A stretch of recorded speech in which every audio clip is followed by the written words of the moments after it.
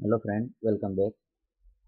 First વિડીયોની અંદર આપણે જોયું કે આપણા એન્ડ્રોઈડની એપ્લિકેશનની અંદર આપણે કઈ રીતના કંટ્રોલને ડિઝાઇનની અંદર ડ્રેગ એન્ડ ડ્રોપ કરી શકીએ છીએ. સેકન્ડ વિડીયોની અંદર આપણે જોશું કે એ કંટ્રોલ છે એ કંટ્રોલનો આપણે કઈ રીતના યુઝ કરીએ અને આપણી એપ્લિકેશન છે એપ્લિકેશનને પરફેક્ટલી પ્રોવાઈડ કરી શકીએ.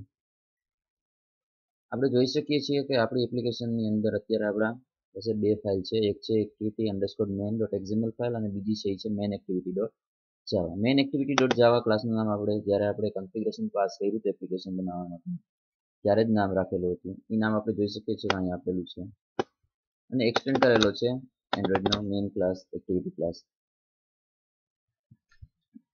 આટલું કોડિંગ જે આપેલું છે એ આપણે કોડિંગ ડિફોલ્ટ મળે છે. આ કોડિંગની અંદર જ્યારે એક્ટિવિટી ક્લાસ છે એ કોલ થાય છે ત્યારે એની અંદર રહેલી ઓન ક્રિએટ મેથડ છે એ કોલ થાય છે અને આની અંદરનો કોડ છે એ એક્ઝિક્યુટ થશે અને એના લીધે આપણે આપણી એપ્લિકેશનને ઇમ્યુલેટર ઉપર રન થતી જોઈ શકીએ છીએ. આપણે આપણો જે પણ કોડ છે એ કોડ આપણે ઓન ક્રિએટ મેથડની અંદર લખવાનો છે.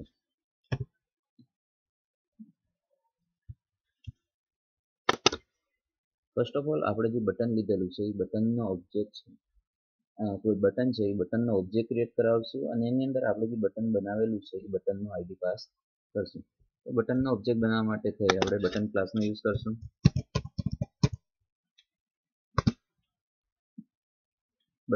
બટનનું ઓબ્જેક્ટનું નામ button display is equal to button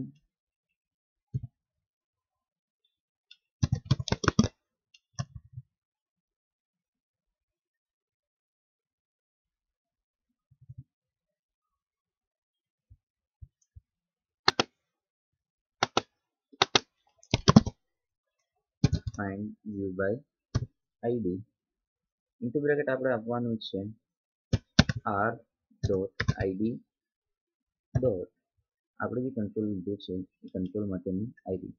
આપણે બટન ડિસ્પ્લે નામનું બટન લીધું છે અહીંયા પાસ આર છે એ ડિફોલ્ટ ક્રિએટ થયેલો જાવાનો ક્લાસ છે.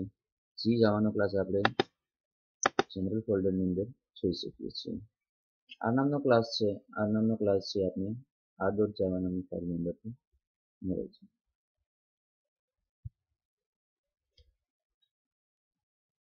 આપણે એરર બતાડે છે. એરર એવું કહે છે કે બટન નામનો જે કંટ્રોલ લીધો છે કંટ્રોલને આપણે ઇમ્પોર્ટ કરાવવું જરૂરી છે. જોઈ શકીએ છીએ આપણે ઇમ્પોર્ટની અંદર બટન માટેની લાઇબ્રેરી છે એડ થઈ ગઈ છે. બટન છે બટનને ક્લિકેબલ બનાવવું છે એ માટે થઈ અને બટનની ઉપર આપણે બટનની જે ઇવેન્ટની મેથડ છે એ મેથડ લગાડવી પડશે. તો બટન ઓબ્જેક્ટનું નામ જે રાખેલું છે એ નામ button display dot sat on click listener. Sat on click listener છે એ લિસ્ટનરનું નામ આપણે આપશું ઇન્ટુ બ્રેકેટ આપણે આપશું new view dot on click listener. જેવું આપણે અંદર ન્યૂથી અને ઇનિશિયલાઇઝ કરાવશું એટલે આપણે એક ઓવરરાઇડ મેથડ મળશે જેનું નામ છે ઓન ક્લિક. આ મેથડની અંદર આપણે જ્યારે બટન ડિસ્પ્લેની ક્લિક થશે ત્યારે જે પણ એક્ટિવિટી કરવાની છે એ એક્ટિવિટી લખવાની થશે. તો આપણે હવે આપણી બટન છે એ બટન માટેની આપણે ક્લિક ઇવેન્ટ મળી ગઈ છે. બટન ઉપર ક્લિક થાય ત્યારે આપણે જે વસ્તુ કરવાની છે એ આપણે આની અંદર લખશું. તો આપણે એવું કરવું છે કે આપણે ટેક્સ્ટ બોક્સની અંદરથી ટેક્સ્ટની વેલ્યુ લેવી છે અને ડિસ્પ્લે કરાવી છે અને એક લેબલ ઉપર. તો ફર્સ્ટ ઓફ ઓલ આપણે જે ટેક્સ્ટ બોક્સ અને લેબલ લીધું છે એના પણ ઓબ્જેક્ટ ક્રિએટ કરાવવા પડશે.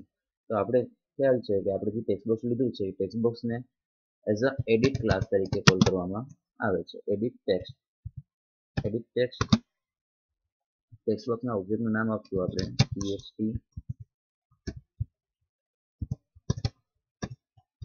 name display is equal to into bracket edit text find view by id into bracket r dot id આપણે જે ઓબ્જેક્ટનું નામ રાખેલું હતું એ નામ આપણે આપવાનું છે. આપણે નામ રાખ્યું txt નેમ. એ જ રીતના આપણે જે લેબલ બનાવેલું છે લેબલ માટે પણ આપણે એનો ઓબ્જેક્ટ ક્રિએટ કરાવશું. લેબલનો ક્લાસ છે text view, text view lbl display name is equal to text view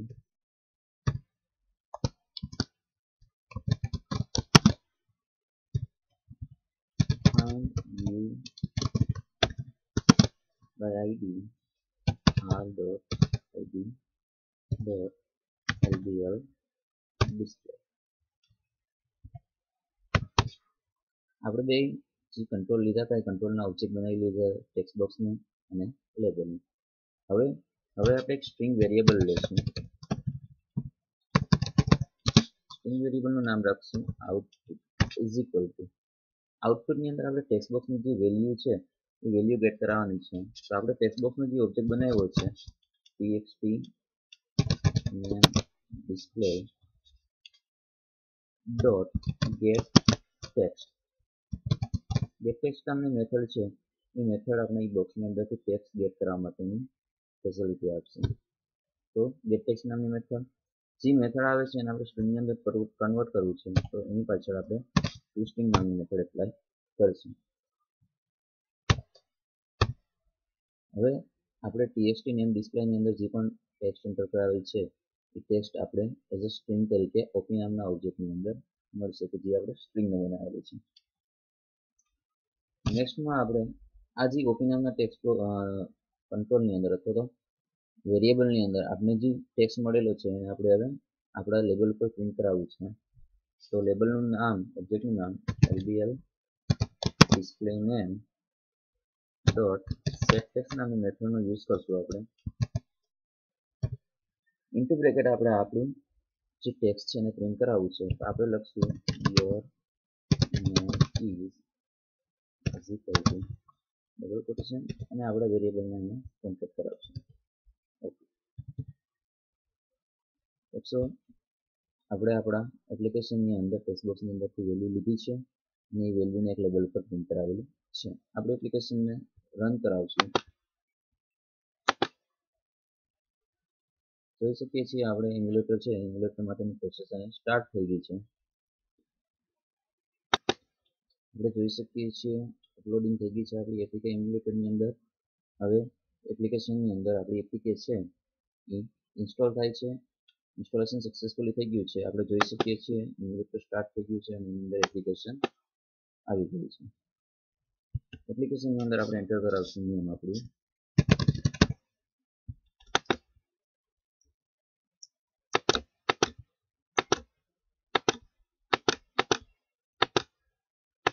button પર ક્લિક કરીએ છીએ.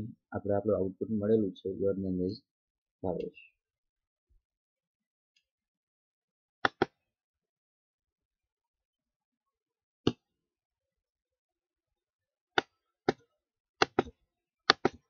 આ રીતના મિત્રો આપણે આપણી એપ્લિકેશનની અંદર ક્રિએટ કરાવી શકીએ છીએ. ખાસ બાબતો યાદ રાખ્યા જેવી એ છે કે જ્યારે આપણે આપણા એક્ટિવિટી મેન એક્ઝામ્પલની જે ગ્રાફિક લેઆઉટની ફાઇલ છે એ ફાઇલની અંદર જે પણ કંટ્રોલ લઈએ છીએ કે જેને આપણે ડ્રેગ ડ્રોપ કરાવીએ છીએ એનું આઈડી અહીંયા આપવું ફરજિયાત છે. આઈડી આપ્યા પછી જ્યારે મેન એક્ટિવિટી ડોટ જાવાની અંદર આપણે એનો યુઝ કરવા માંગીએ છીએ ત્યારે એ જે કંટ્રોલ લીધો છે એ કંટ્રોલ જે ક્લાસમાંથી બિલોંગ કરે છે એ ક્લાસનો એક ઓબ્જેક્ટ બનાવો. એ ઓબ્જેક્ટને આર ક્લાસની મદદથી આઈડી પ્રોવાઈડ કરી અને ઓબ્જેક્ટને ઇનિશિયલાઇઝ કરાવો. ઇનિશિયલાઇઝ કરાવશો પછી તમે એનો યુઝ કરી શકશો. તો આ રીતના તમે જાવાની અંદર એન્ડ્રોઈડની અંદર જોઈ એપ્લિકેશન છે એ એપ્લિકેશન ક્રિએટ કરાવી શકો છો. Thank you.